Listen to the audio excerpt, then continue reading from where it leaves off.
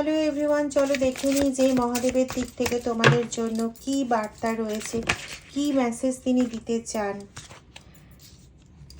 তিনি তোমাদের এটাই বলতে চান যে তোমাদের বিশ্বাসের প্রয়োজন আছে। তোমরা যদি বিশ্বাস সেভাবে না করো, বিশ্বাসে যদি অটল না থাকো, তাহলে স্বয়ং মহাদেবও কিন্তু তোমাদের দিকে এগোতে পারেন না।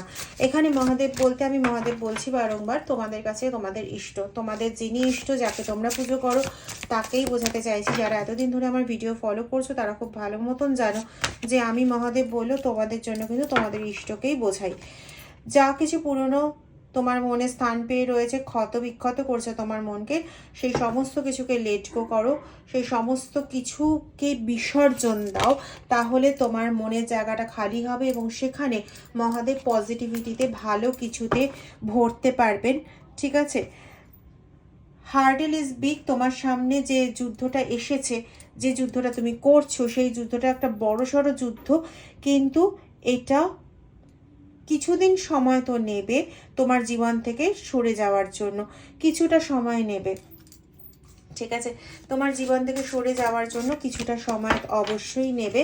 তো সেই সময়টা ধৈর্য ধরে একটু অপেক্ষা করো এবং ঈশ্বরের নাম করতে থাকো। ঠিক আছে?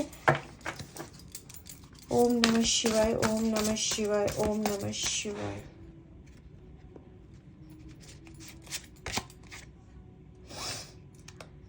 শেষে এই ধৈর্যটা ধরার পর যেটা তোমাদের বলা হলো যে হার্ডেলটা বড়সড় হার্ডেল এবং এটা ওভারকাম করতে কিছুদিন সময় লাগবে, তার সঙ্গে সঙ্গেই এইটা ওভারকাম হয়ে গেলে কিন্তু তোমাদের জীবনে অ্যাবান্ডেন্স আর প্রসপারিটিতে ভরিয়ে তুলবেন তোমাদের ঈশ্বর।